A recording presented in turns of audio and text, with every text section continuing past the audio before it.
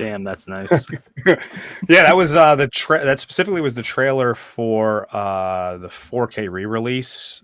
I don't know when that came out, but you could tell because whenever there's a 4K upscaling, the eyes do weird things in like older movies. You could always see it. Oh man, but this one's a fun one. So fun little fact. The reason I chose this one, by the way, hello chat, hello Joe. The reason I chose this one is we're right around Carlos Norris, famous Irishman. His birthday is like, I think it's in like a day or two, or it was a day or two ago. It's not exactly today, but it's around here, and it's like his 85th birthday. So it's pretty, it's a pretty cool little way to tie everything together for this. Joe? Oh, sorry. Yeah, I was gonna say yeah. I thought you were going with something else. I'm like, yeah, he's got a lot more. No. It was just that was my little spiel as to why. Because normally we do movies that are a little bit closer to there'll be a anniversary for them. Let me see exactly when his birthday is. Chuck. Like it was 2 days ago or something. Yeah. It was. Three. No, it was 6 days ago. So it's a little bit after his birthday, and but. So originally we were supposed to have Blue Collar Loser, but he couldn't get off of work, and Lumar apparently had a home emergency, but that's fine. I don't think that's a problem, because you want to know why? I've been trying to get our first guest on our first and only guest on for a really long time. We met almost a year and a half ago, and I think I had him scheduled for a couple of things. I was scheduled for one of his, and every time it fell apart. So I'm really happy to finally bring on the one, the only, the real Tomby. Thank you very much indeed for the invite. Yeah, it does feel like it's been a hot minute for all of the invites we've thrown at each other. And it's like, oh crap, this has come up. This has come up. That's come up. It's like, no, but finally I am here. Thank you very much indeed, guys. Thank you for the warm welcome. And chat, you're looking good as always. Make sure you smash the like. How we doing though? How we doing? Doing pretty good, man. Just just looking forward to talking about this banger of a movie. So I think the best way to start is, first of all, by saying hello, chat. We see you. More people will roll in as time goes along. It usually always starts out slow. Not a big deal. But I always like to start out with everyone's first experience with this movie, and seeing as how Tomby is first, he's our guest, he goes first. So the first time I actually watched this movie was when I was in the armed forces. I didn't get to experience this until about 2003, mostly because I was young, dumb at the same time, and really movies wasn't the go thing for me up until I joined the armed forces. So there I am, one Sunday afternoon. I was duty for the entire weekend, and the senior rates mess put these bunch of movies on. I'm thinking, all right, I'll sit down and watch this. And straight away I was like, do you know what? Actually, this movie's awesome in so many ways. Not just the fact it is Bruce Lee's first directing gig, the first time we ever come across Chuck Norris, but the fight scenes, the choreography, just the slapstick blend of humor between what he was trying to portray on film, the wickedness of the West, the awesomeness of the East, and all coming together. And that was my first experience with it. And ever since then, I've loved the film. I watch the film probably every couple of years just to remind myself of all of the little details throughout all of it, and how amusing some parts are, and how terribly gut-wrenching and heartbreaking, especially when you come to the end of the film. Yeah, how he feels, and he portrays it so well.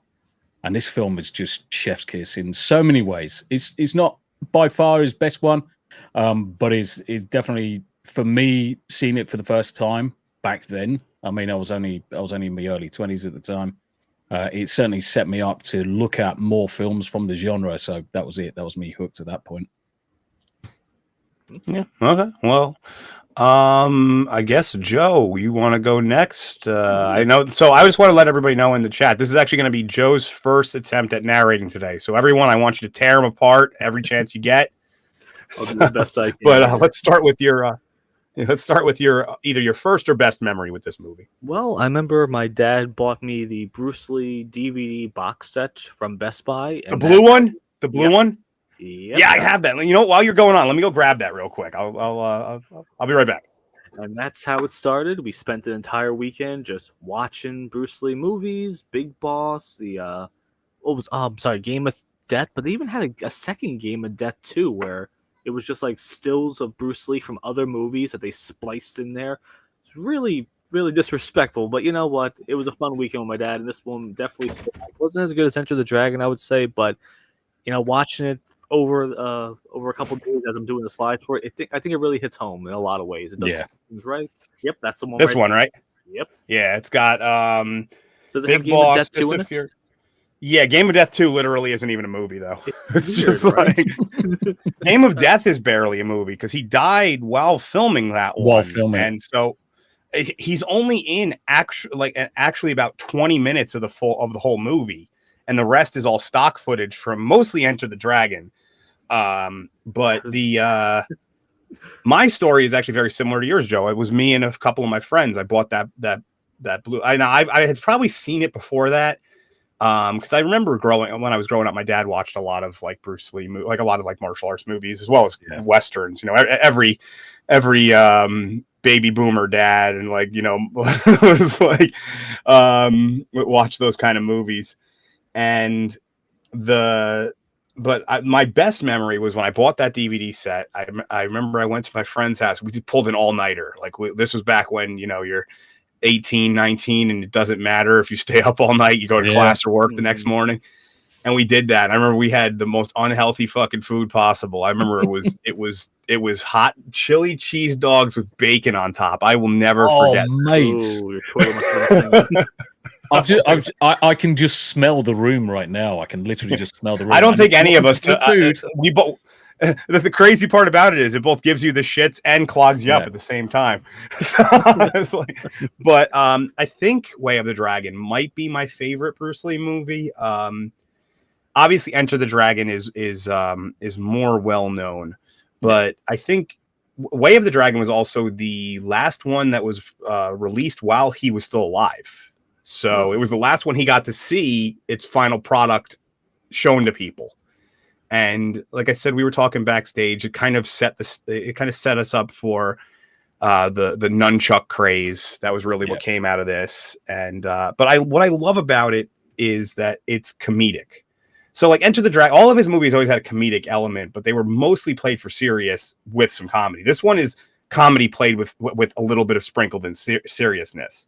Mm-hmm. And the best part about that for me is it's actually aided by the terrible dubbing. I watched the dub version, even though the subs is more accurate to what they're really saying, but the dub plays into the comedy. Like there's the one scene we'll get to eventually where they're all trying to attack him, and the dub literally is just go get him, over and over again. Yeah. It's just like, but yeah, and I mean, there's one of the things that I do love about this movie, especially, is they do a really good job with the landscapes because it's in Italy. So you get to see some really cool shots of the Italian, landscapes, which is really cool. Some good cinematography, especially with the limited camera work they were able to use. But don't worry, Rachel, we will get to the cat. I made sure of that. But yeah, so I say, why don't we get into this, guys? We'll jump into this one. Normally we don't start until we hit the 20 marker, but I want to get into it at the 10 marker. So let's. What do you say, Joe? Why don't you give this a shot? Let's give it a shot. Okay, everything didn't die, so we're off on the right start. All right, folks, we start off with a really beautiful scene, Way of the Dragon, and then we meet Tong Long, Bruce Lee. Arrives in Rome, waiting to be picked up as an old woman stares at him as if she's never seen an Asian man before a day in her life. Tong is hungry and looks around for food, and he sees a child eat an ice cream cone, and due to the language barrier, he attempts to ask where the kid got it by mimicking Eden. He makes this absolutely hilarious. I wish I put the clip. He just goes, yeah. And the language barrier really plays a huge part in this. Not only throughout the entire movie, because several things happen because he can't understand people. So it's like I was watching this with my wife as I was doing the slides, and I had to keep explaining to her. It's like, no, they're speaking different languages the whole time. It's just it didn't help that the one guy that plays like the mob boss, he spoke English in the real version. But it was with an accent, so they dubbed him over heavy accent as well. So they dubbed him over anyway, but they offset the words with his mouth. Just and so it's the most ridiculous looking thing ever. It was very difficult to watch without subtitles and everything, like that. So he scares his little boy, and he runs for his mother. And then what we got here? And then, sorry, 1 second. Tang, was it Tong or Tang? How was Tong. It? Tong. Okay, good. Tong enters a cafe, but struggles to order food. Again, the language barrier. A waitress doesn't understand what he's saying, and it leads to him ordering just several orders of soup. So it was like 7 soups or something, like 5 soups. She brings he counts them down. He goes, and he points at the one like he wants. But first he says, what does he say? Eggs? Or something like that. So then he's forced to eat all of these soups by himself. And then afterwards, Tong meets Mrs. Chen, who has been waiting for him the entire time. Ms. Chen. Sorry about that. And she is annoyed that he didn't see her earlier, and she asks why her uncle sent him instead of coming himself. Yep. And Tong assures her that he's here to help them. But I was hungry. I was hungry first. Yes, they had to use the bathroom a couple times too. Here's one of the examples I was talking about where they do really well with the cinematography. Yes. Like that they actually set this in Rome and shot it in Rome, and I was on a soundstage.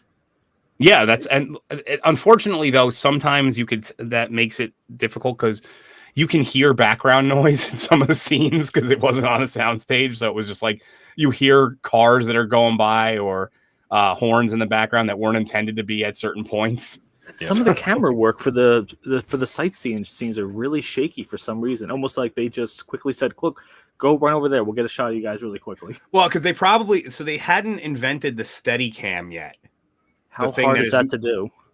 Well, no, a Steadicam is it's a harness to keep the camera in. So, like when you're walking with a camera, it has your natural, it's the cadence of you walking. Yeah, it cancels it out. Yeah, so the Steadicam is on basically like giant rubber bands is the best way to put it. And so as you walk, it stays in place. The structure around it moves, but the camera stays in the same spot. Yeah. And that the first movie that really used that was Rocky. That was really the first movie that used the Steadicam for a lot of the walking scenes. Because back then you needed to use a dolly unit to make that work, and setting one of those up on the streets of Rome would have been a nightmare. Oh, you wouldn't have been able to do it without being mobbed by like 15 million members of the mafia all wanting their cut of the film production. You just wouldn't do it. So, Miss Chen explains the situation. She inherited this restaurant after her father died, but a crime syndicate is trying to force her to sell it, but she keeps refusing. And every day, hired thugs are sent daily to harass the customers, but the police are completely unwilling to intervene, and she expected her uncle to send a lawyer instead of Tong. And she so random an audience member, the uninspired reviewer, points out that the cameraman probably had Parkinson's. Where are we? Oh yeah, so she gives him a card to the restaurant with the number and address on it. And then, then again, Tong has to go to the bathroom. Why is this a theme throughout this entire movie? He has to keep taking bathroom breaks? I think so. My best guess, because he mentions multiple times the quality of the food that they're eating. Yes. I have a feeling it just gives him the shits all the time because his body's not used to their kind of food. I think you're pretty much right. I think he's leaning into that stereotypical whenever a foreigner goes to somewhere else, they end up getting the shits because the food. And playing into that, I think I've never seen an official line for why or any response to why, but that would be. I wouldn't be shocked if there was. A lot of these kung fu movies there was a lot of stuff that gets left on the table because when you go back and recut it, you're like, oh, this, because there's kind of a shelf life for these movies. They need to be within that hour and a half to like hour 45 marker before people start losing interest because you haven't gotten enough fights and stuff. So I wouldn't be shocked if there was some lines and things about that were cut. The Traveler's Trots. 3 hour director's cut of this thing. Release the Lee cut. Release the shitty cut. That would be perfect. So after another bathroom break, they go to the bank where Tong exchanges some money, but he doesn't trust banks or people exchanging money in general. And Miss Chen is very upset about this because the bank manager is a friend of hers, and Tong pretty much embarrasses himself in front of them. Yeah. Then afterwards, they go to a fountain where Miss Chen scolds Tong for not trusting people, and she tells him that he's too uptight. And as she's lecturing him, Tong locks eyes with a beautiful woman far more attractive than Miss Chen. This woman's name is like Marissa or Melissa Longo, I believe. They make sure to highlight. She's in all of 2 scenes of the movie, but she gets like 4th billing. Yeah, in the Longo. We're gonna find out why. Yeah. Well, I hopefully you did censor it at least. I don't want to get ripped. We're gonna find out. 2 fabulous reasons why. 2 fabulous reasons why. But her character's name is Italian Beauty. Italian Beauty. That's it. It's just chef's kiss. It's amazing. I really love this scene because as Miss Chen's lecturing him, she's like, "Oh yeah, when someone smiles at you, you should smile back, and if someone puts their arm around you, you should put your arm around them back."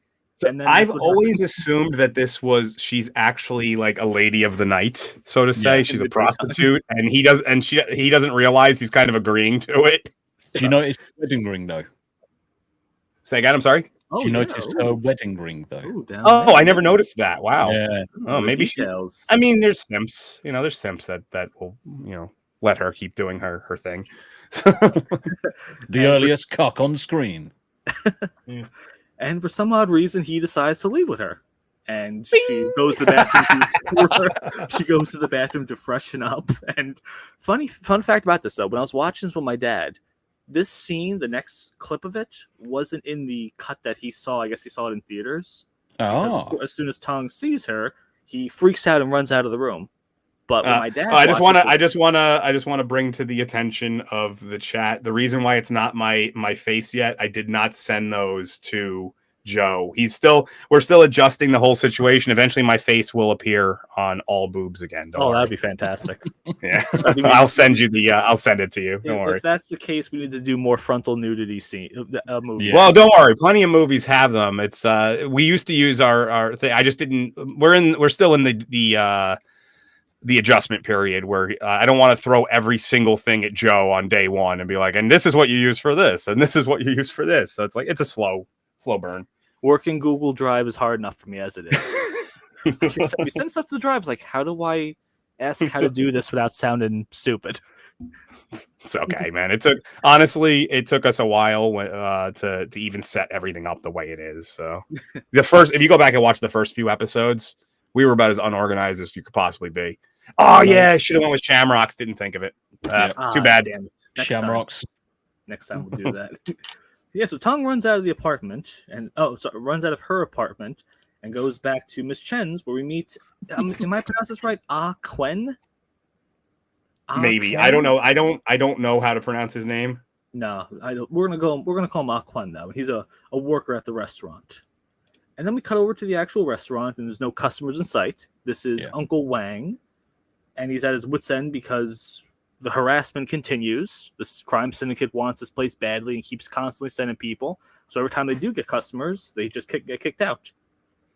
So Ah Quen informs Tong that the workers are out back training martial arts because they want to combat these crime syndicate people. And Tong offers to give a quick demonstration of Chinese boxing. But as soon as he's about to, Mr. Wang tells him, "Hey guys, we got some customers here." But of course, Tong has to go to the bathroom really quickly. That's is this how they do it in China? I think he just doesn't trust the toilet.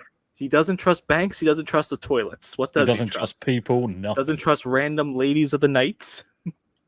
So then we cut over, and as he's going to the bathroom, these are the thugs that enter with the devilishly dressed Mr. Ho. Yes, this was a bad guy back then. What was this, the 70s? Yeah, it was the 70s. Yes. But These were bad guys. it just makes me laugh. You look at them nowadays, and it's like, my good God, these would not be intimidating at all. They're about as intimidating as a wet fart. It's like the one guy on the far left looks a lot like Danny. What the fuck? Danny Masterson. Yeah, like a lot like Danny him from that Masterson '70s show. Taller. Yeah, that's it's like his it's his father. It's his father. It's a mix of Kurt Russell and Danny Masterson from this looks angle. just like him now. Yeah. So as they're kicking out customers, Uncle Wang begs for more time to consider selling, and Mr. Ho and his thugs leave, but not before. Oh, I'm sorry. But not before adjusting Tong's pants as he exits the bathroom. I love the comedy in these things. I love the outfits that this guy has. James Wong. It's perfect. Yes.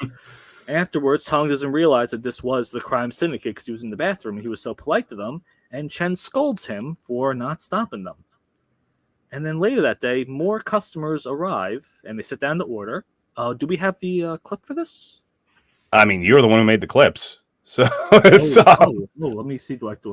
Yeah, you have it in the you have it in the video section. Oh, sorry. Give me 1 second. It's in share. So now we've got scary Italian, 2 scary black dudes, and Shaggy from Scooby Doo enter the premises. Okay, all looking for a rough. You want me to just play the clip? I'll do this one. Did I do it? No, so you go to the videos on the side. I'm playing it on my shit for some reason. Yeah. Would you be able to do it really quickly, though? Yeah, I got it. Sorry about that. Sorry about that. You mean to tell me you don't know what Chinese spare ribs are? Iconic scene. You don't know what Chinese spare ribs are? God damn it. Yep, so these are more of Mr. Ho's thugs, and they start pouring soy sauce over the ground. And then the workers run in there. Uncle Wong begs them to take the fight outside. So they go outside. And Jimmy is the first worker to step up. He's going to use his Chinese boxing. And gets floored instantly by this. And then Mr. Spare so this is hold on, Joe. Okay. So one of the things that I kind of picked up watching it this time was there's definitely some subtle anti-Japanese sentiment in this this movie. So they're all practicing karate, which is Japanese art, and they keep telling, basically it's like, oh, it's useless, it's this, and we're gonna give up for Chinese kung fu or Chinese boxing. They kind of switch between the two, and even toward the end when they're like, oh, I know a Japanese martial artist in this, but did you pick up on that, Tommy? Like, did you pick up on that little? Yeah, I mean, there's subtle nods to it, that there is this disdain there, but you have to. It's almost like you have to read between the lines to really pick up on it properly. And there's quite a few of his other films in contrast where it simply doesn't happen. So if you compared that to any of the other Bruce Lee films, there isn't this kind of like subtle nod to give the Japanese a bit of a kick in or a bit of a push down. What exactly is Chinese boxing? Is it its own style of everything? It's a form of kung fu. It's drunken boxing, they call it. So technically almost every martial art is just a at least every striking martial art is just an offshoot of boxing or kickboxing, just with a different name. That's really all it is. Like karate, Muay Thai, they're all just offshoots of the same thing. You can only hit somebody so many ways.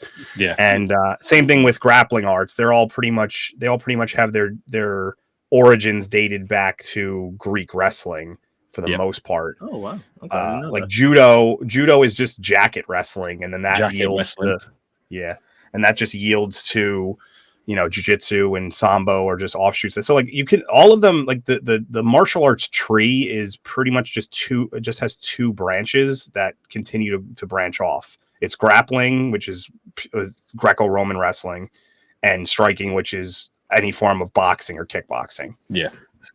Okay, cool. So after Jimmy is floored, Tong steps in to defend his honor and the honor of Chinese boxing, and we get to see just Bruce beating the hell out of these people. Happens multiple times too. It's like, yeah, just no one stands a chance against them. The stuntmen must be getting paid overtime for this because they do a fantastic job with this. Yeah, they do.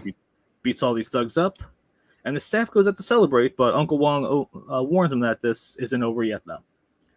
And that night... Well, yeah, it wouldn't be over, because generally when you beat up on thugs, they come back with more thugs. And this is also the first point where you see her reaction to what he's actually there for. Yep. Because up until this point, he's been effectively dismissed. She wanted the uncle to come in from a lawyer perspective, but now you've got someone who's actually outmatching these thugs that are coming in and beating them at their own game. This is the first moment you see it in her face. A couple of scenes. I don't think a lawyer was going to solve this problem, though.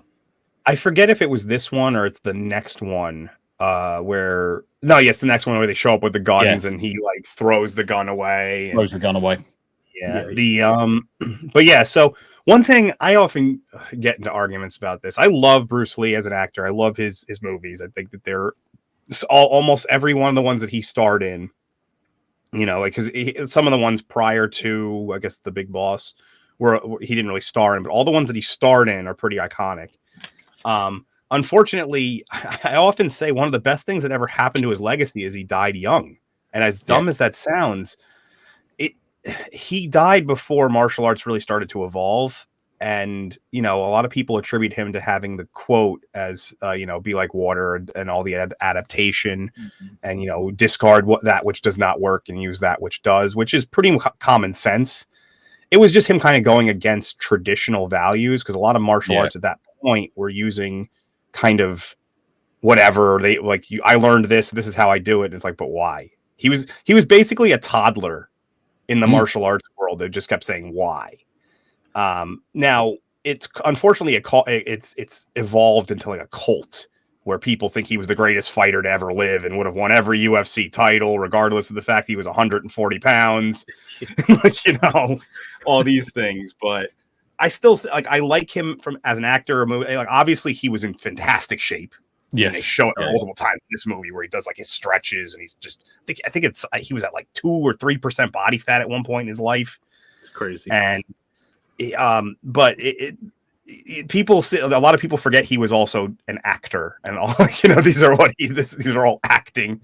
It's like all the, there's, a history of him doing street fights, but no one has any videos of it or anything. Yeah. And the one video of him in a tournament or something, you can't even tell it's him because there's a mask. So I just kind of wanted to get your guys' perspective on that's the aura on Bruce Lee as a person, as what he meant to the martial arts community, the acting community, China in general. I mean, he pretty much put Asian cinema on the map.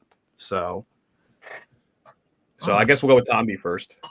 Yeah, I mean the thing is that yes, he is an actor in all of these. He's portraying that role. But one of the things that I've always noticed about some of them, he's always showing his skill within the films, and the skill can't be denied by the wider audience. Yeah, it's at an earlier time where kung fu, karate's coming to mainstream, coming to film. I mean, there is a really good scene in this, and believe it or not, it's the booby scene where just before it you can see him just flexing or doing some movements in his outfit, and they haven't they haven't sped it up. It's at the standard speed of camera film, and my good God, you can hardly see his bloody arms move half the time because he is that quick. And I liken that all the way up until Lethal Weapon, and then you've got Lethal Weapon 4 with Jet Li. Jet Li was actually told to slow down in a lot of his movements because he was just too quick to pick it up on the cameras. Now, I Mhm. think that probably translated really, really well for Bruce Lee in many of the films because he was peak condition. Don't get me wrong, he was bloody ripped. It wouldn't surprise me if he could handle himself properly in a fight.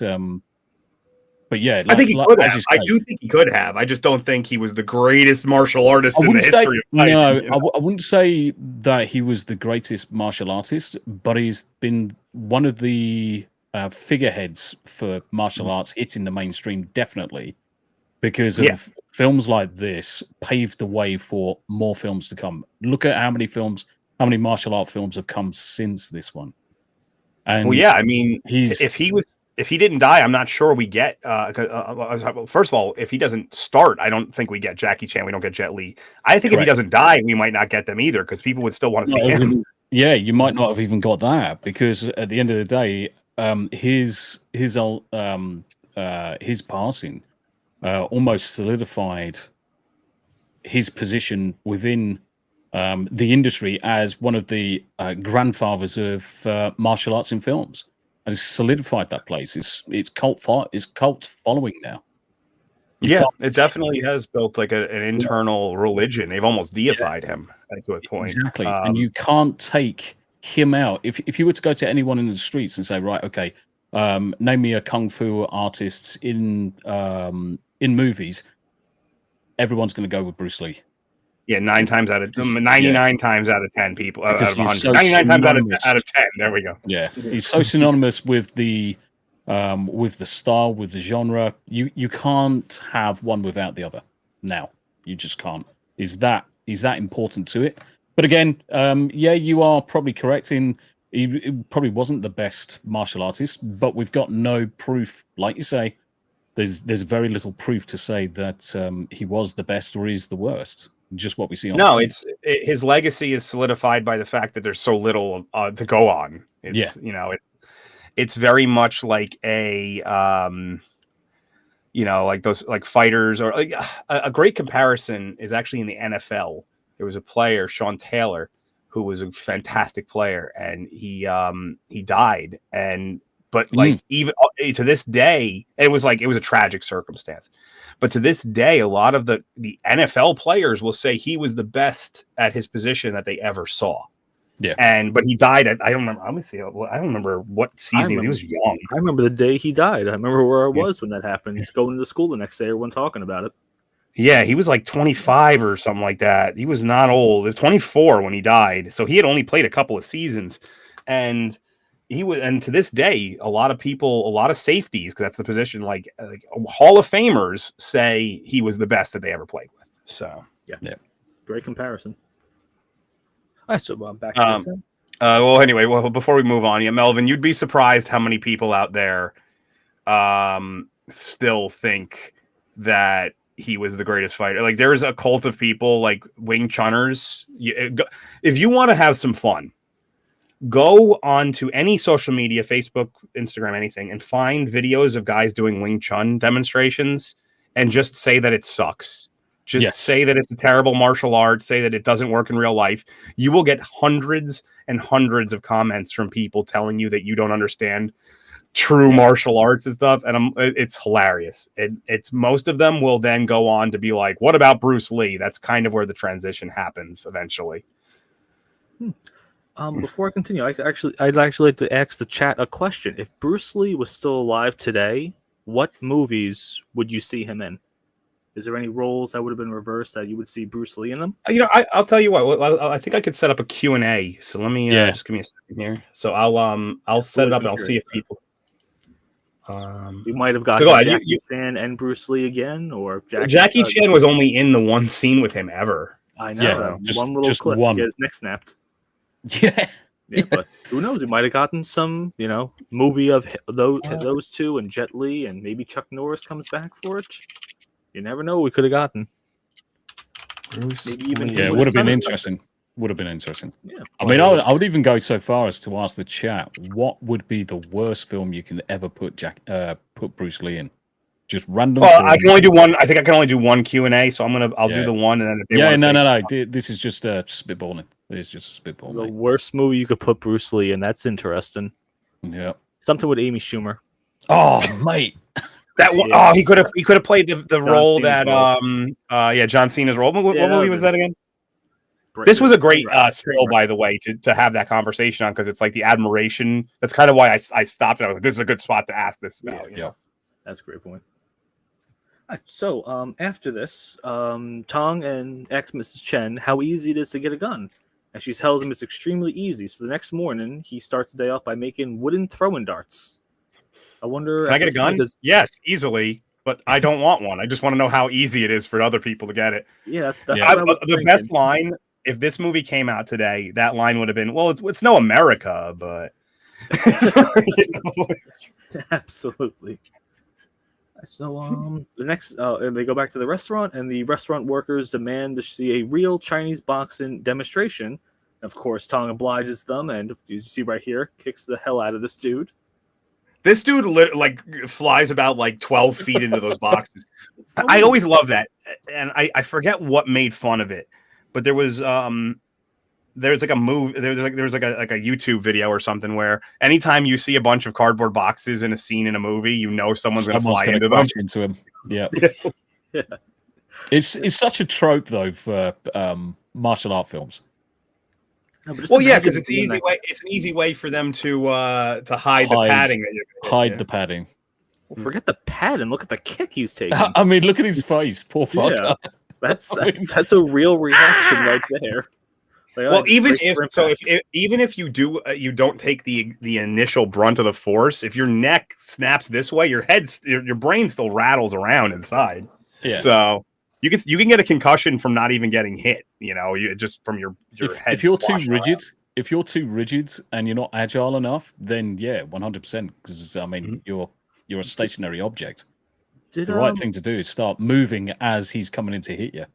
Did Bruce ever take these other guys on different movies? I know Jackie Chan does that, where he has like his stunt team and they're on a couple different movies. Did Bruce have these guys on different things with them as well? I'm sure he had the same kind of like process Jackie Chan did, because he would work with the same people. I know not so much the guys. I need to look at those, but certainly the female appears in other movies of his. Oh, okay. I don't know about the guys. That'd be a good question to ask, actually. So Melvin, what I was basically trying to say was he wasn't doing legitimate tests of martial arts. There's some reports that he did a lot of street fighting when he was a kid, but there's no actual tangible evidence of that other than people saying it. And also there's one video where people claim it's him in a tournament, but they're wearing masks. They're wearing like headgear and you can't tell who it is. He very well may have been, but what I was saying was it's not, none of it's verifiable other than word of mouth. What was that biopic movie with Jason Scott Lee that played him? Oh, that one. That one showed him doing. Yeah, it was something Dragon, what he can do, and had to go to that one-on-one fight with that guy that broke his back. Yeah, so I wonder how true those things are. Yeah, he may have, and like for instance, like Chuck Norris, who's in this movie, has verified competitions within. He did, he started with point fighting karate, but then he did full contact. He did jiu-jitsu tournaments, so he's verifiable that he's a badass. Mm-hmm. Yeah, because there's actual like competition record. I'm not saying that there's no chance in hell that Bruce Lee wasn't a badass. I'm just saying that all evidence is mostly hearsay with him, other than what we see in movies, which is hard to go by. Yes, he was fast. Yes, he could physically do the techniques, but I know a lot of people who can show a technique, and then when put in a pressure situation, it doesn't go the way they hope. It's different. Is this the difference between demonstrating a technique and landing one? Exactly. I think the fact that this is a conversation just shows that there's a 50% chance that he was just beating the hell out of people at tournaments and stuff like that. Like, it's a believable thing that if he did it. A lot of these guys turn up in Fist of Fury as well. I've just had a look on okay. On X-Ray. That was a good one. Yeah. Nice. Hapkido as well. A lot of them jump over to Hapkido. Oh, okay. I don't know much about Hapkido. I just know Aikido is basically pure bullshit. I don't know about much Hapkido. Any martial art can be bullshitoed, if you will. The second you get Steven Seagal involved, it's immediate bullshit. Well, Aikido is always bullshit before Steven Seagal. It's the art of the aggressive handshake. It requires that you have a grip on the person's wrist, but how do you do that if you're being punched in the face? Like, it's, It doesn't get that far. Well, that would have been a fun buddy comedy. Steven Seagal and Bruce Lee. Mate. It's like Rush Hour, but with Bruce Lee and Steven Seagal. So after this demonstration, hold on. Sorry, Melvin's arguing with me. He won't let this down. All right, people used to, anybody who's ever heard of George Dillman, ever heard that name before? He's the master of the no touch knockout. He used to hang around with Muhammad Ali, and Muhammad Ali used to say how he helped him out. I'm not saying that it's impossible, but there is a chance that there's always a decent chance that people are playing up their friends, saying these great things. I mean, who's like, is Chuck Norris gonna sit there and be like, oh yeah, he was fucking terrible? Like, they're not gonna do that. No. But there's a lot of it's difficult to do. Being a person who has been in the martial arts community for a very long time, I could tell you that there's legitimate stuff here that I'm seeing, but at the same time, without just word of mouth is hard to go by. More importantly, do you want to be the one to try to test him out? Right? Who's going to walk up to Bruce Lee and say, "Hey, I don't think you're really that good. Kick me in the face." But at least you get a definitive answer. Oh yes. Yeah, but there's also a difference between saying, hey, I'm going to stand here and kick me in the face. I want to see how hard you can kick. Or I'm going to fight back and you have to beat me. There's a huge difference between those two things. Let's have a proper sparring competition here, guys. Yeah. There's a huge difference between those. Yeah. I wouldn't be surprised if a lot of guys challenged him on set. I think that was and they may have. Yeah. I'm just saying, it's other than hearsay, you can't really verify it. That's and it's unfortunate. Yes. And no one's going to speak ill of him now. No, of course not. No one's going to speak ill of him now. So after this training, Miss Chen and Tong return home, but there is a mysterious gunman waiting for them. And of course, Tong throws his throwing darts. Throwing dart? My mistake. Throwing darts. It takes him down in a dramatic fashion. What I love about this, I should have put a clip of it. After he beats him up, he just grabs him by the collar, drags him outside the door, and just closes the door like it's nothing. Yep. He like twists his neck in a way that in most movies would be considered like a neck break, but here it's just played for funny, and he kind of just pats his face. It was a very odd way he beat him, though. But then afterwards, we cut to the crime boss. I think his name is just Big Boss in this, if I'm not mistaken, right? I don't know. He's just a weird-looking dude, though. Yes. And he's furious that he can't get this restaurant. He thought he'd be able to get this a lot easier just by paying them off or threatening them, and now he has to deal with Tong. And then Chen off the next day, Miss Chen makes Tong breakfast, and of course it's like what you said earlier. He doesn't like foreign food because she makes the food, and his instant reaction is it's better in Hong Kong. Yep. Yeah, and then I do. Oh, go ahead, Tommy. Go ahead. No, I was going to say just exactly the same about the food. It's that instant. Oh, mate, this is disgusting. I wish I was eating food from home. Does not give me shits. And then she offers to take him sightseeing before they start their shift. Oh, I'm sorry. Back at the beginning. Yeah, you have to. There we go. Up. Everything there. Up. There we go. But meanwhile, at the restaurant, the boss arrives and threatens Uncle Wong and the workers. And they favorite. When you go back to that, my favorite is the guy on the far right who looks like he just wandered onto the set. Some random dudes just turned up. Why am I stood here with this random plastic chain? Why does he have that chain? They all have chains, some of them. It's the fact that they've obviously got them on their wrists because they can use them as chain whips. But it's so badly done. So badly done. It's like the rest of them are all standing in at least some fashion of angled, maybe flexing a little bit, hands on the hip. He looks like he's just ready to take a dodgeball to the face. He's just happy to be here. Oh dear. Some of this point, when you pause like that, you get great scenes like that. I have a tie that's exactly the same color as the one that guy is wearing, by the way. I love that tie. That's a hot pink tie, and I love it. I love the guy. Wore for this. I love the guy that's just to the left, the slightly podgy Italian mobster, hanging Mhm. out over the top of his belt, tucked in shirt, greasy motherfucker. Oh dear. He's of the course- one who keeps saying in the very near future, he's the one who keeps yelling, get him, get him. Yeah. And then I don't think we have it in the clip, but he gets hit and he goes, Mamma mia. Oh, we got that. It's in the clip. That's Oh fucking yeah, great. yeah. Out of nowhere, he's Mario.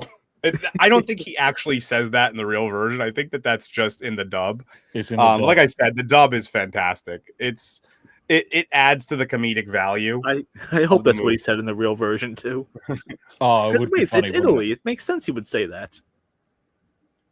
Well, yeah, but I don't know if it would have been written like that in the actual script because it's a Chinese movie. I'm not sure if they're aware. Yeah. Like we know about that joke as English speakers, but I'm not sure if they're aware of that. Yeah. It might be.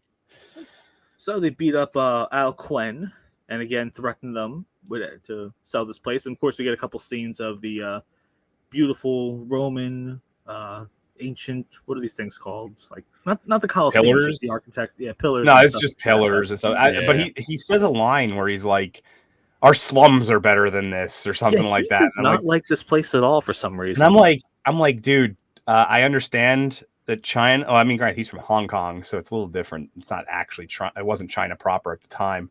No, it's British. Yeah, it was British, but like, it's amazing how a lot of these movies like try to play up China. It's like they always do it. They're like, our slums are better than your slums. It's like, wow, your slums are better than ancient ruins. Wow, yeah. good job there, buddy. I mean, if the line would have been like, the Great Wall is better than this or something, and that would have probably been played out better. But Or simply, this reminds me of the spectacularness of the Great Wall. yeah, You something should, like you that. should visit it one day. Yeah. Yeah. So, Big up China. So they come back to the Keeps out restaurant. Mongolians. Goddamn Mongolians. Knock down my Goddamn T-wall. Mongols. So Miss Chen and Tong return back to the restaurant where they're held at gunpoint, and the boss offers him a plane ticket back home. They Instead made a just lot of killing him right ancient then and there. ruins back then. I like to think that people in ancient times were just like, yes, we want to make this we want to make the architecture in a way that it will look like ruins when it's done. It's just like... So then the boss tells them, the guys, to score Tong out the back, and then he starts beating them up. We actually have a clip for this if you want to do it.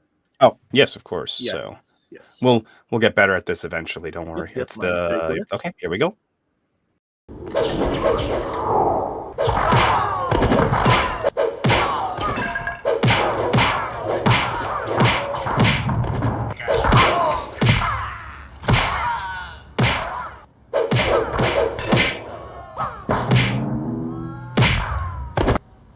Mamma mia!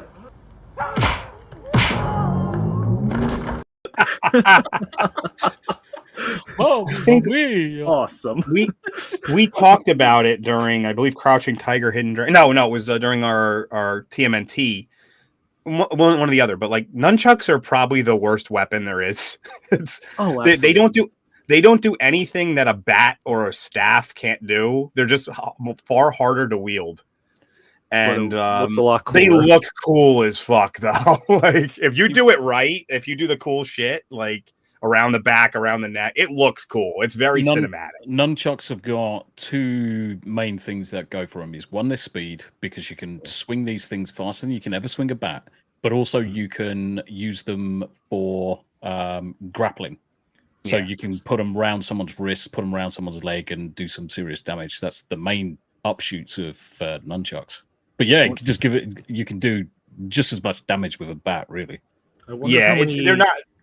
You have to be so skilled to actually use nunchucks. It's insane. Yeah. Also, I'm wondering how many concussions happened after this movie took place of just kids going out there buying nunchucks and just cracking their skulls. Well, this is why all of the kids' toys. I mean, I remember having nunchucks as a kid, and my good God, it was like the tiniest bit of plastic through the middle, and at least 3 inches of rubber foam around the outside. Mhm. So just in case you swung and hit yourself in the nuts or the face, it wasn't going to hurt you too much. Just be a little bit embarrassing. We But have everyone had super chat. nunchucks. We had a super chat from Blue Collar Loser, who I think is apologizing for no showing the stream by dropping Return me it. $1.99. We don't need his And money. he's saying all it is a red arrow down with vertical words here. I can see it on my chat over here, but it doesn't show it up on the screen here. So, but thank you, Chris. I definitely want to get you on another one in the near future. Unfortunately, he started one of those pesky jobs, like a productive member of society, Just and now he has starting OnlyFans. He can do it. I want to start a website that is literally me selling like ceiling fans and shit, and call it only-fans. Someone had to have already done that by now. Yeah, probably. There is a on OnlyFans. There is a well-known fans only, and literally everything from USB fans to ceiling fans to wall fans, to dust wall fans, and it's got quite a following as well. It's fucking insane. Like Lowe's or Home Depot should make their own page on it.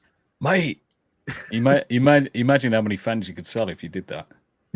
Be chef's I don't know what in terms of marketing. Are you having, Chris? Are you having issues sending super chats or something? Because that came through no problem. Your sticker. I'm not. You might want to like email them or something if that's the case. If you're having issues with that, try sending another $1 and see if it works. Yeah, try sending like $100. See if that changes the scenario. Nice round number there. Yeah, that'll make you feel better. That'll make you feel better. No, but thank you, brother. And I have plenty of movies coming up that I think you'll be good for. So Chris was the first person besides Drinker that I ever streamed with. It was when I did. Me and him did our first live stream together, probably about like almost 3 years ago at this point. Oh, wow. Nice. Okay.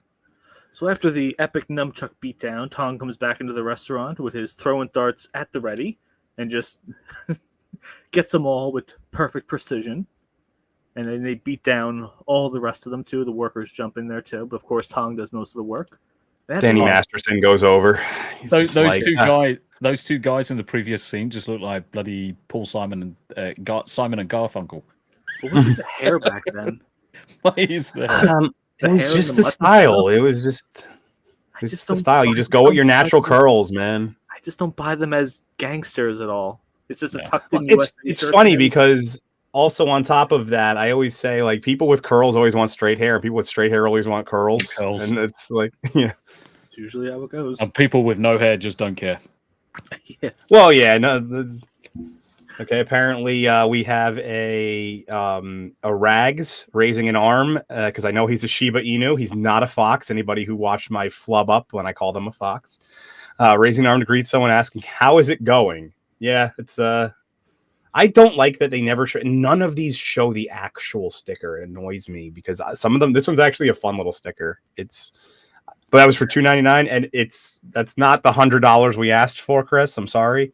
You gotta do it in increments. That's why. Apology not accepted. So after he disarms everyone, Tong threatens the boss to never return again. He threatens him way too much in this movie.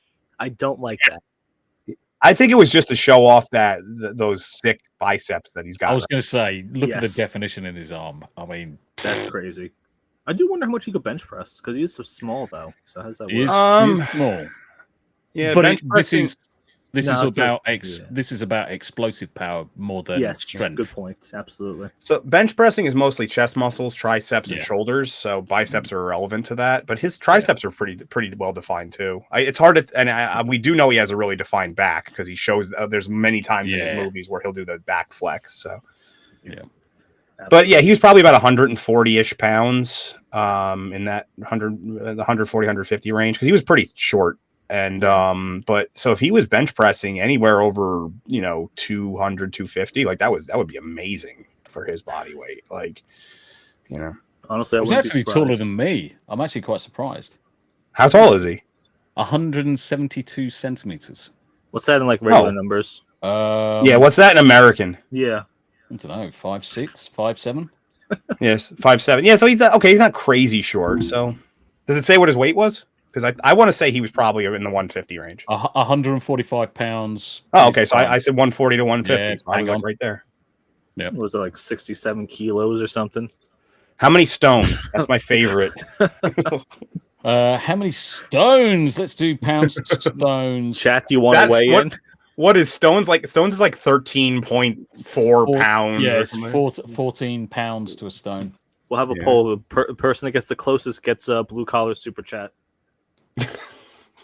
Stones, he would probably he'd probably be about he'd be 10-ish stone. Yeah. Then 10 he'd be like 10.4. What a Yeah, 10, ridiculous 10.37. 10.37 stone. I mean, I weigh 15 stone, so I'm certainly cruising over him. I don't know if that's a lot or a little. Oh, it's a lot. Well, It's a lot for someone who's only 5'5".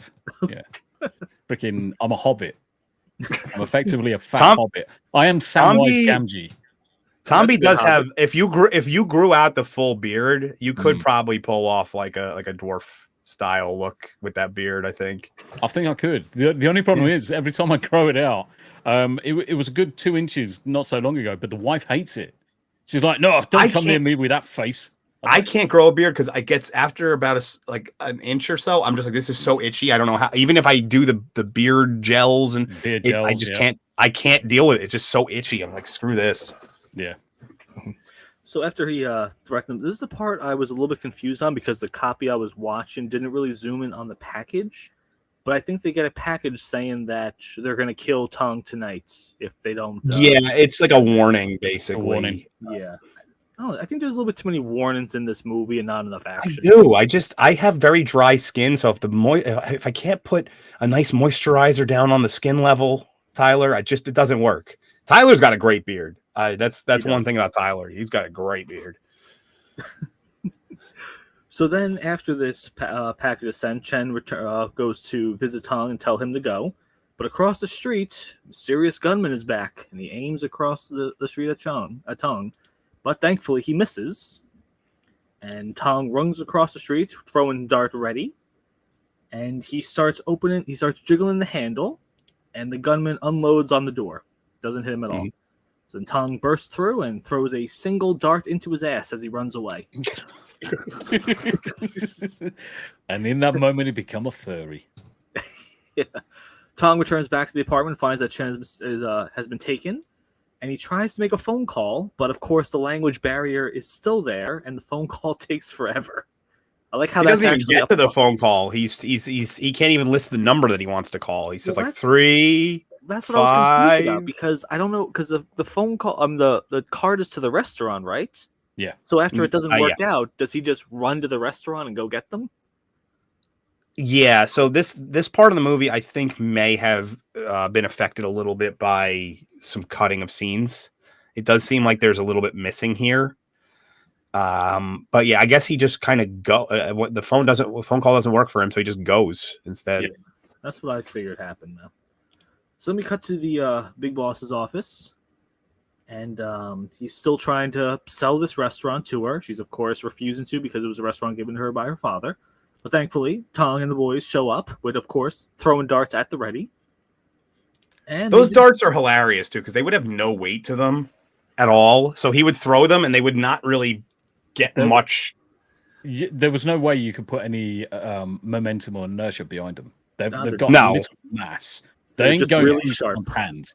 Even as sharp as they are, they just hit someone's hand. They haven't got enough force behind them to. It'll give you like a little splinter and then fall. Yeah. Be a fun deleted scene as they're running there. He's just quickly whittling a few of them. Be like a COVID jab. They only show him whittled down like 5 or 6 of them, but he has like hundreds. Yeah. He's like Legolas's bow. He's got 1,000 of them in there we don't see. So of course the fight breaks out, and Tong of course does all the work. And afterwards, again, he threatens the boss. But of course, the boss does not take that at all, though. He's embarrassed. He wants this solved permanently. So he tells Mr. Ho to contact 2 foreign martial artists, a Japanese and an American karate master. And then he also calls Colt, the greatest fighter in the world. Then the next day, Uncle sends word for Tong to return back home. I don't really know why he does that. Do you guys remember that at all? Because a note comes and it asks him to return home. At first, I thought maybe it was the boss faking a note or something. It could be that. Yeah. There might have been some deleted scenes or just something I didn't get in translation because the copy I had. But yeah. So unfortunately, any deleted scenes from this movie will never see the light of day. Probably were destroyed years ago. Yeah, you'll never see them. Okay. But The best you can get is if somebody was to uncover like an original script and it had, they recreated them with AI or some shit. You know what? In a couple years, we could probably already do that. Yeah. We could have Bruce Lee just fighting anyone if we want to, which would be a blessing. And then there would be like the cult of Bruce Lee fans would be like, this isn't the real Bruce Lee. He would have did much better than this AI crap. It's going to happen, you know that. But as they're discussing this, Mr. Ho shows up and tells them that, hey, we're going to have a truce. We're done fighting about this. We need the restaurant. Come meet the boss and I, and we'll discuss this stuff. And as they're doing this, Colt arrives. And you guys said this is the first time that we get to see Chuck Norris really doing anything in movies? In a film, yeah. I think it literally says in the credits or something that it was his debut. Yeah. Because at this point Who was he at this point, though? If he had such he was just a karate champion and former Air Force guy. He was just an airman that was a karate champion and he had some minor roles before this, but this was his major breakthrough, major screen role. Was that I guess before Walker Texas Ranger? Yes. Oh, long before. Walker Texas Way Ranger was before. like late 80s, early 90s was when that started. Okay. Yeah, it's like 12 years before. Okay. The fact that he's clean shaven is especially weird because everyone always knows him as the bearded guy. He always has the red beard, and it's just look at his chest hair coming up his neck. I He's mean, got a lot of chest hair. my God.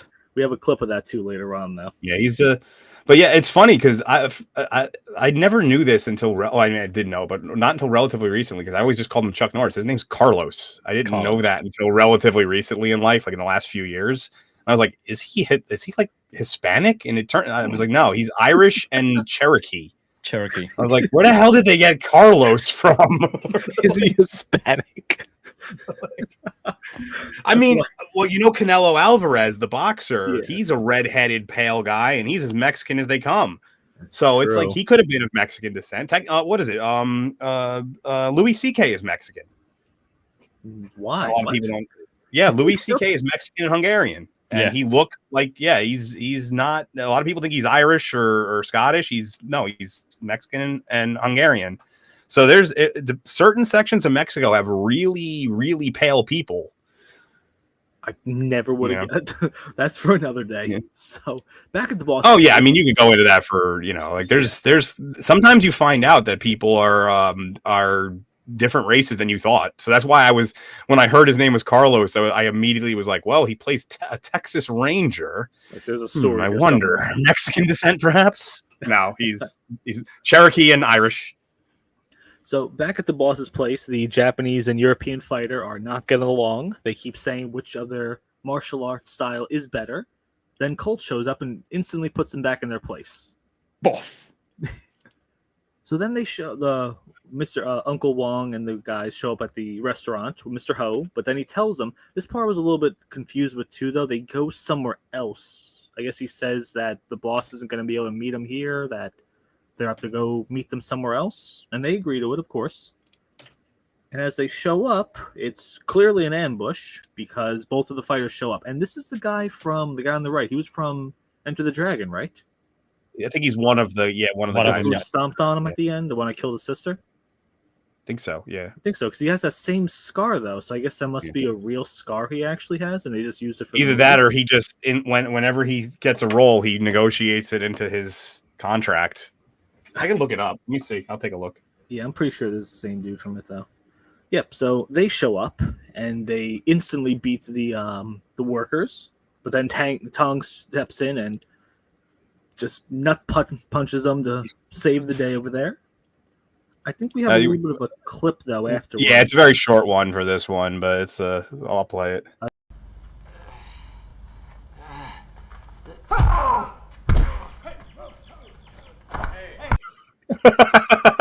Like I love that. A second before that, Bruce just gives him the finger wag of no, and the guy pretty much says like, "Okay, I'm done here," and then Jim and the other guy just beat the hell out of them off screen. I do love that they just show they basically let him do all the work and then just like vultures. Yeah, like, okay, the pickings at the end is most of the work's done now. That's why I thought that clip was very important to it. So then, as that's happening, Mr. Ho lures Tong away to the Coliseum to fight Colt, He does not have a scar on his face in real life. He had a scar in both movies, but not in real life. It's weird. I guess he just thought it looked cool. It does look cool.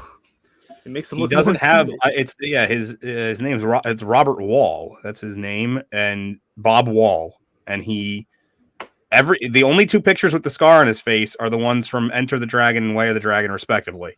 So we have to do an Enter the Dragon stream and see if we can get him on and ask him about this. That'd be really difficult. He's been dead for 3 years, so I'll try to pull it off. But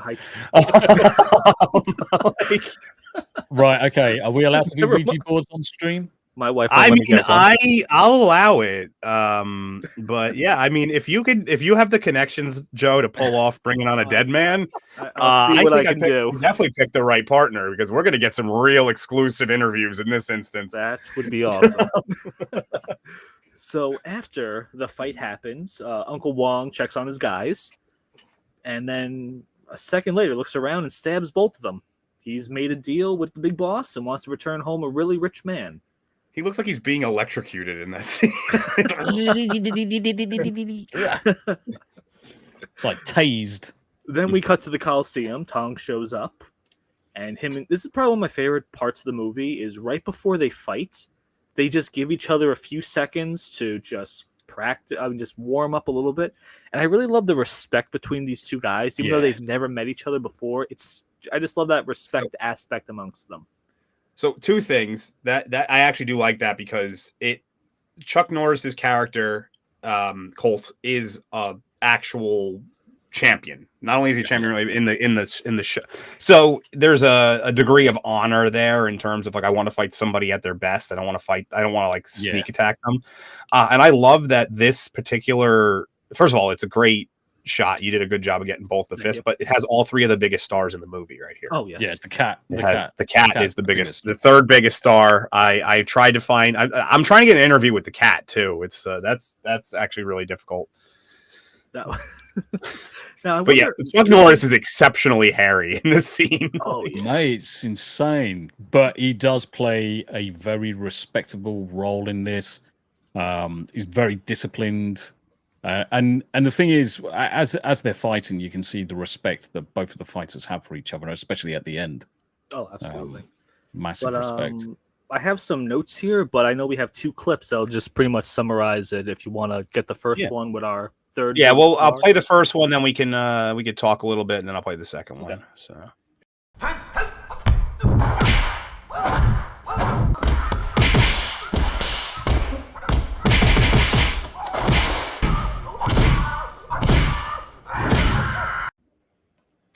Awesome. Very sweaty. I was talking to Melvin the other day, and I always said that as iconic as this scene is, it's so weird because it's them fighting in the Coliseum in the most random hall possible. It's like if you have a look at the background, that's actually painted.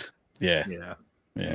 I wonder how they got some permission to go into the Coliseum with this, but not everything. Well, so there's a couple of reasons, probably. So they probably can't. First of all, they physically cannot film in the actual Coliseum because I'll see if I'll pull up the picture. Melvin sent it to me, but it's essentially all the cages, catacombs, all the stuff that was underneath that they had the trapdoors is totally gutted. So there's no actual floor in the Coliseum proper area anymore. So people, you can walk through it, but there's not what would have been the floor that or the ground, I should say, is no longer there. But when I was younger, I didn't know that, and I was always like, "It's so weird." It's like they build it. They're gonna fight in the Coliseum, and they go to like the first hallway, and they're like, "This is good enough. We're gonna fight here." That's all we need. I'll see if I can find that picture while you guys talk about this a little bit. Okay. So as they're fighting, Tong breaks Colt's arm and leg. But Colt refuses to quit. We have the other clip whenever you're ready for it. But I actually don't really like what happens. Just keep talking for a few minutes because I just want to get this picture and then I'll play it. Okay. Yeah, just discuss amongst yourselves. Oh, of course. Well, I really love with the scene, though. It's not 1,000 quick cuts or overly CGI. Because if they did this fight today, it would just be... I think it would be a mess. I like the long shots of it that we could actually see Bruce throwing haymakers and... It looks real. It looks brutal, and I don't think we're really getting anything like that today in cinema at all. It sucks. No, and the thing is, the attention to detail as well, the choreography. The problem is with a lot of the films that I'm seeing these days, and everyone will probably say exactly the same. The heavily reliance on CGI for even fight scenes now is just becoming a bit of a joke. I mean, these kind of scenes that we've got here are a dying art now because everything's just choreographed on CGI. The actors are CG'd, their faces are CG'd. There's no risk there. Everything's a little bit too clinical. And it's like you don't get that raw sensation that you would do off two actors literally beating the crap out of each other, choreography wise. Well, I've seen with Dune 2 recently. They had the final fight between Paul and Austin Butler's character. And Austin Butler's, yeah. And of course, it's so dark at times, and I would have liked to see just a long shot of these two dudes just going at it for 5 minutes with knives, instead of just a bunch of quick cuts and. I wanted to separate it out from the. I mean, Daredevil, the most recent Daredevil, Born Again, is suffering massively from it. I mentioned that. Why did they have to do smoke in a dark bar with CGI? It's like you had 3 seasons of practical effects and actual fight, and now all of a sudden with Disney's money, you're just gonna do some dark CGI quick stuff. Like, come on. Yeah, that's what I liked about the original Daredevil shows, that we got all this. It looked real, it looked brutal, and when you see a fight scene like this, that's a little bit better. Yeah. I would still say the Netflix Daredevil is one of the best live action TV programs I've ever seen. I would say definitely the best superhero show out there. All right, now you can see it a little bit better. Sorry, the first time it was a little. So that is all of the like the cages and the storage areas underneath. Yeah. So there used to be see where there's all those people are standing, like right about. Let me put it right about here. Yeah, that would have been over the whole thing, but it's since been gutted. Yeah. Obviously, the fact that it's even still kind of holding up with all of the fact that there was no real support underneath it. Like it was, and not, at least not what you would call something that would last that long. But it's definitely so they couldn't have done the fight scene in here. The scene is like over here somewhere. It's like over in this hallway. I could see one now, but but. Okay, let me pop. It's Russian cement, guys. Russian cement lasts forever. Yes, clearly. It really does. Yeah, a funny tangential one for the science nerds out there. Most of the reason why Roman cement lasts so long is because they actually used raw, pure limestone in their mixes. And as the salt water used to seep into the cracks when the concrete would break, it would cause the limestone to react with the stone again and reform and remake the concrete. That's why it lasts forever. Wasn't that a thing where, like in Gladiator 2, they filled it with the Coliseum with water? Is that actually a real thing, or that's just a thing of myths and legends? Good question. None of us were there. Yeah. Let me play that other clip for you. Yes.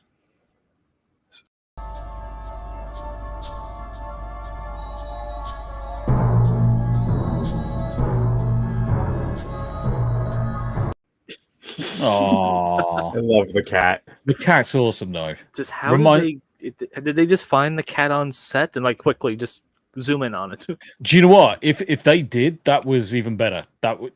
I mean, if there was no plans to ever have a cat there, and it just randomly is just looking at Bruce Lee and Chuck Norris going at it, and it's literally doing the tennis ball, follow the ball from one side of the screen to the other side of the screen to the other side of the screen, just to capture that in that moment. Brilliant. I kind of wish that's how it happened. Oh, yeah.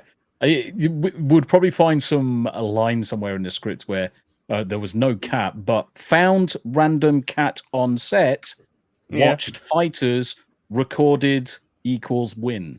And there you go. The next thing you got is an awesome scene with the pussycat. Yeah, the cat doing like the shift. I'm going to play it one more time because the cat doing the shift eyes is hilarious. Yeah. I'm going to play it one more time because it's a short clip.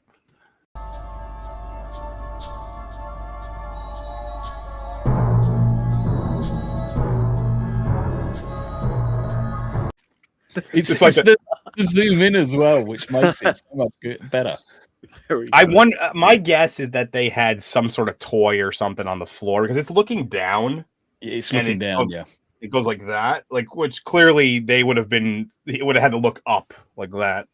Yeah. But I always love that because I don't know why that stands out. It was literally the first thing I told Joe when I was like, whatever clips you get, I don't care as long as you have the cat. The cat. That's like, So at this point, Colt gets his arm and leg broken, and when we saw the part with the cat, that was him getting ready to lunge at Tong, who catches him in a headlock and breaks his neck. guillotine choke. The Yeah, guillotine choke. I don't know. I never really liked this part because it just seemed like he wouldn't have character. really. Yeah, exactly. It just seems like I mean, he didn't does have threaten to show kill up. people multiple times throughout the movie. I think Exactly. my thing is he has no real beef with Colt. With No. his beef is with the people who hired him. This death is really random to me. It always was really random to me because he has him beaten, and he snaps his neck. Which, first of all, it's really, really, really hard to snap a person's neck, especially someone as strong as Chuck Norris.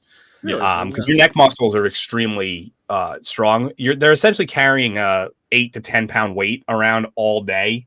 All day. So, yeah. Ever since you were essentially born, your neck muscles are doing a hell of a lot of work. Yeah, but I mean, nobody really knew about submission holds at this point in history, so he could have choked him, but no one would have known what was going on. That's like a picture perfect guillotine choke.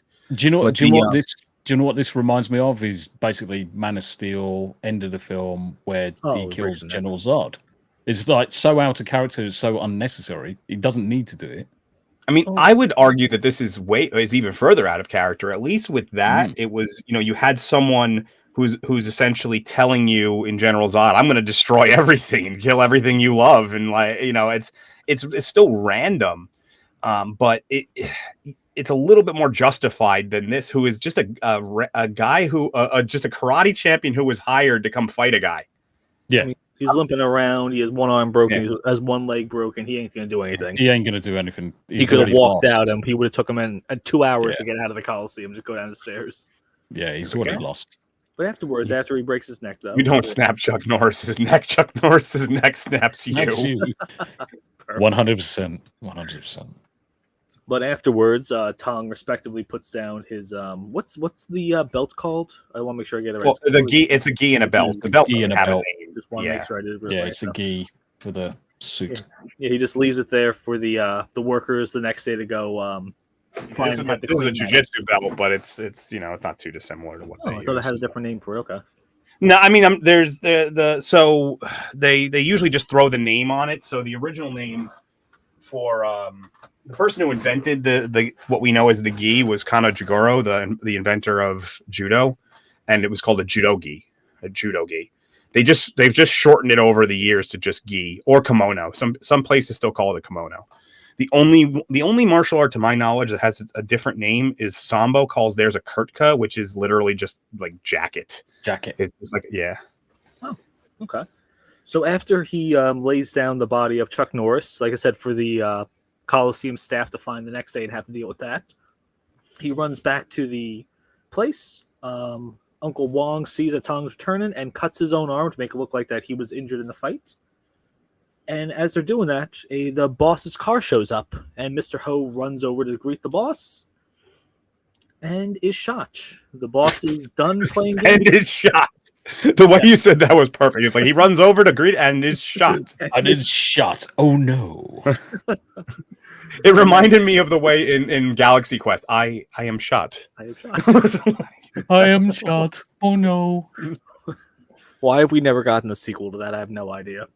Oh, well, actually, I added it to the schedule because that was by far the most popular one for the Discord server. Which, if anyone's not in the Discord server, that is the official fan appreciation show, which will have some of the members of the Discord server on the panel. So, ooh, that'll be fun.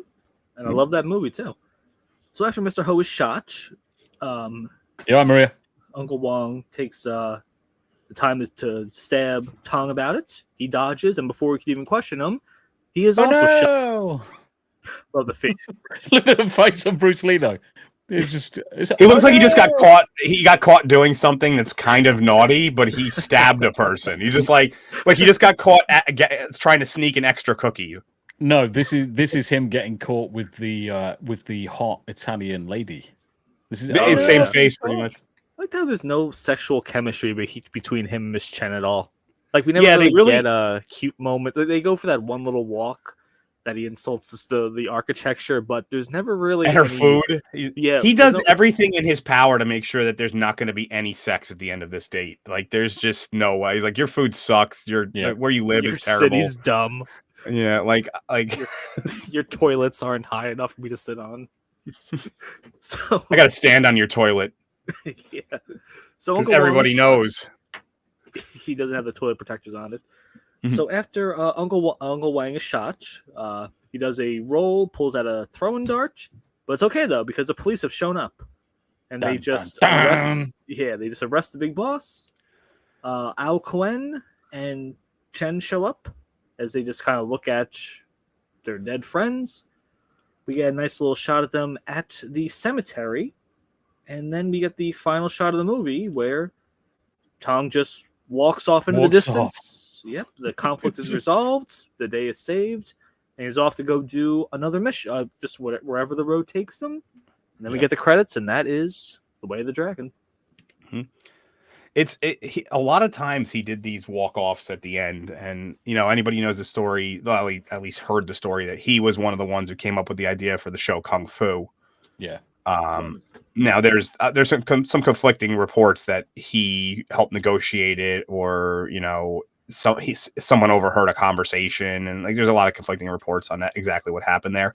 But I think that was always his goal. He always wanted to have, and I think there's a reason why a lot of his characters almost play out very similarly in every movie, is I think he wanted to have this kind of wandering kung fu master his whole career. Wandering master, yeah.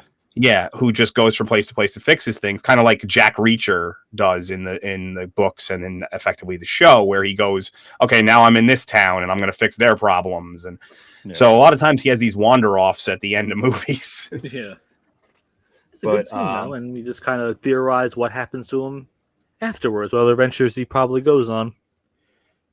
Yep, that's they build this as a sequel to Enter the Dragon in the United States because it came out posthumously. So I think Enter the Dragon only came out within like a week or two of him dying. Like that's one of the reasons why that is, when adjusted for inflation, to this day is one of the highest grossing films ever. Yeah, it's insane because that was like essentially the first Heath Ledger bump. Was the Bruce Lee bump. Yeah. It was, he died so close to when it came out that it got this huge, I think I read somewhere, if you adjust for inflation, it was like $2 billion or something like that in modern day that it would have made. And I mean, we can always figure that out if we really wanted to, but this one was kind of billed as a sequel to that movie because it came out a couple of years after that in the United States. It came out first in China and I guess Italy, because it was filmed in Italy a year before Enter the Dragon, but I think it came out like 75 or 6 in the United States. I think Daniel B is probably on to the point where it's a Western motif, the cowboy riding off into the sunset. But this is the lone warrior, but effectively walking off to go save the next village. Yeah, it kind of has that Seven Samurai feel to it as well. The anybody who's ever watched Seven Samurai, they kind of just go their separate ways at the end after doing this really awesome things. And it definitely does add, and I do think that that's what he really wanted to do. I really do have the feeling that he, in his mind, all of his characters are the same person, just under different assumed like aliases. So, unfortunately, we'll never know. Yep. But yeah. Like I said, this one was probably not going to be the longest one because it's a very simple film, and also whenever we only have one guest, it goes a lot quicker. But now we get to do one of our favorite things, which is the final thoughts. I kind of just did mine, and I'll let you guys do yours now. Guest after you. Okay. So for me, final thoughts on the film. Thoroughly enjoyed it. Obviously, with Bruce Lee, it is his only self-directed and fully controlled project before his untimely death. The charisma and physicality were absolutely superb in this. Chuck Norris was really, really good for his first major screen role as well. I took that away from this, and obviously we watched or pretty much all of Chuck Norris's stuff after that. Love the choreography, love the fight scenes, the mix of comedy elements within the film from start to finish. Not understanding anything that's going on in the airport at the start was freaking hilarious to me, especially terrifying the kid with the ice cream. Because when I first watched it, I was like, why is he trying to eat that kid's ice cream? Because he looks like he's lunging in. And it's like, and then when you sit back and you watch it again, it's like, no, he's actually trying to communicate with his child and just botches the whole thing. And that slapstick comedy comes across quite well throughout all of this. The fight scenes, obviously, this set off the whole craze with nunchucks, and we get to see quite a lot of nunchuck related martial arts films after this came out. We've got the East and West cultural identity fight. So obviously with Bruce Lee representing the traditional Chinese values, the philosophy, simplicity, with the clash against the westernized mafia in Rome. And then you've got obviously some of the individual little topics or themes that you see echo through power of the individual, honor and loyalty, of violence with a purpose. So yeah, thoroughly enjoyed the film. Still going to be one of my favorites of his, and sadly we don't get to see any more with his untimely death. Rest in peace. I mean, had they wanted, they would have had they got their way, they would have just kept slapping his name on other people's other people and putting cardboard cutouts of him in corners of movies forever. And it just, that was one. Eventually we'll get to those, I think, in this series. But one of my favorite little hilarity moments in a movie is, I think it was it Game of Death? It might have been Game of Death. I don't know if it's Game of Death or Game of Death 2, but there's clearly a cardboard cutout of his face on the mirror, and like the actor is like sitting perfectly still, and it doesn't react at all. You can see the body moving, but the head is staying exactly where it is. I think it's Game of Death, but thank you for your final thoughts on that. How about you, Joe? What are some of your final thoughts? Well, it's been a movie I haven't seen in a very long time, but it definitely resonated with me, bringing up memories of watching with my dad all those years ago. And I would definitely say it's second to Enter the Dragon. I don't know why I think that. Maybe because of the production value of it, but I think the fight scenes in this were a lot better. Especially the final fight with Chuck Norris. I think it was way better than the final fight in Enter the Dragon. A lot more believable, too. But yeah, it's a solid movie. Very simple. There's not really much more to say about it, but I'm a huge fan of it. Hold on, I'm gonna pull up because Tommy just sent me the scene. Yeah. It's like so I'm gonna hold on. I'm gonna pull it up as best I can. This is just a 3-second clip, so it's not gonna do anything. But let me see how it looks if I share the whole screen here. This is a weird. This is a ultra wide. So just give me a second here.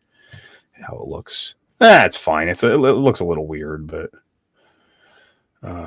just for the 3-second clip, it's not gonna. Yeah. Where is it? Where did it disappear to? There we go. Just for the 3 seconds, it's not going to do much. But it's like clearly a cardboard cutout. You can see it's rotoscoped straight on top, and it's that subtle movement. It's almost like the guy from behind actually puts the pole out to steady him from moving. Yeah.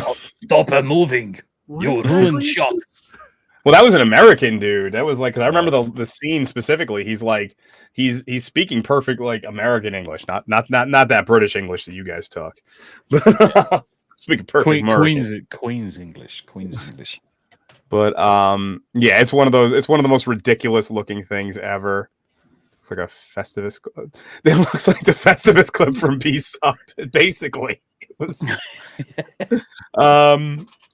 I guess so. I mostly did my my final thoughts, but I do want to. So no one really. I don't really know how these Q&As work. I don't think anybody actually reacts to them specifically on here. But did you guys think of any movies, like what you think he would have ended up doing, or what you would have thought, like would have loved to see him do? Because like I was the thing that I started thinking of immediately was I think Jackie Chan would have still carved out his little niche, because the way he did it was way different. It wasn't he had his traditional martial arts movies, but the things that really set him aside were the over the top comedic craziness that he did, in like Police Story, jumping off of buildings. So I think he would have carved a different like niche than Bruce Lee. I think a lot of the early Jet Li roles would have ended up going to Bruce Lee. I think that's what would have ended up happening. I can see that. Yeah. He would have been 84 years old if he was still alive today, it says. So definitely a lot. Yeah, his birthday's later this year. So him and Chuck Norris are effectively the same, would have been effectively been the same age. They were only a few months apart. So, but yeah, that's I think what would have ended up happening had he not died would have been several of the people that we know today may not have gotten their start, or they would have had to start way later, only because of it would have been the old, if the champion doesn't retire, the undefeated champion doesn't retire, and no one can beat him, who's going to be champion kind of thing. It's dead man's shoes, isn't it? So yeah. I mean, you look at Jean-Claude Van Damme in almost any of the films that he's been in. Essentially, Bruce Lee could have easily have been in any one of those, apart from obviously where he's playing an American. But kickboxer, all of those, Bloodsport, you could easily just put Bruce Lee in those. You can't do it for Bruce. You can't do it for Bloodsport because that would have. It was the fake story of Frank Dukes, who was a white guy. So I mean, they could have, but it would have been really weird if all of a sudden he was a significantly smaller Asian man. Ooh, if he would have had Bloodsport, where he could have fought Bolo, maybe. Yeah, I mean, I think there would have been. I think there would have been more crossovers. To tell you the truth, I think you would have seen more things similar to this, where new and upcoming martial arts actors would have kind of got their start through Bruce Lee rather than because, would have been like, okay, now it almost would have been like Godzilla movies. It's like, oh, well, can this one take down Godzilla? Can this one it would have been like, can this guy take down Bruce Lee? It would have been like that. Who would win in a fight, Bruce Lee or a shark? Exactly. We had the Sharknado. We can have Bruce Lee fighting sharks. It would have been. He would have been the reason that the tornado was even happening, throwing kicks so fast in the middle of it. That's why they're flying out. I would have loved to have seen Quentin Tarantino with a Kill Bill with Bruce Lee in it. Ooh, that would have been that would have been cool. Because a lot of sorry, just interrupted Joe there. A lot of what Quentin ripped out was from Bruce Lee films for Kill Bill. What was I always forget the master's name from Kill Bill. The one that teaches her. Yeah. I always forget that character's name. Well, that was the guy from Kung Fu that took the role from Bruce Lee, right? Well, yeah, it was David Carradine. No, that was David Carradine. He was the bad guy, but he wasn't the guy who trained her. I'm talking about the master on the mountain. I can't remember his name all of a sudden. Yeah, I'm gonna have a look. And we did both movies on the show. It's just one of those characters I always forget the name of. I mean, because I always just call him the old Chinese master. But he probably could have played that character. Well, I think the sad thing would have been if he did live to today, he would be doing what Harrison Ford's doing, where they just bastardized. Yeah, he would have been. There would have been an exploitation section of his career by now. It would be like, okay, cool. We're gonna put you in Star Wars, kill you off. We're gonna do Indiana Jones, and we're gonna essentially make you pathetic. Pai Mei. There we go. Master Pai Mei. Thank you for that, Tomby. But yeah. But I guess that only leaves us with one last thing, and I'm not as good at this, but I will do it. You always say that, but you're very good at this. It is time to plug your shit, my man. That's where you tell us where you are, what you've done, where you'll be, all of that. You plug that shit, and we're going to start with Tomby today. Right. So in a little over an hour, I'm going to be playing some Final Fantasy XIV, doing some video games this evening with Smoother DJ and Mearden, good friends of my channel. Tomorrow, long form video. So for the last few weeks, I've been creating essentially video guides to help people get onto the ladder with streaming. So whether it's from applications, whether it's setting up overlays, creating your thumbnail arts, all of that good stuff.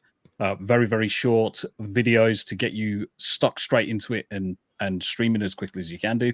No niff-naff trivia, just straight, this is how you do it, crack on, and then you'll get results. Mm-hmm.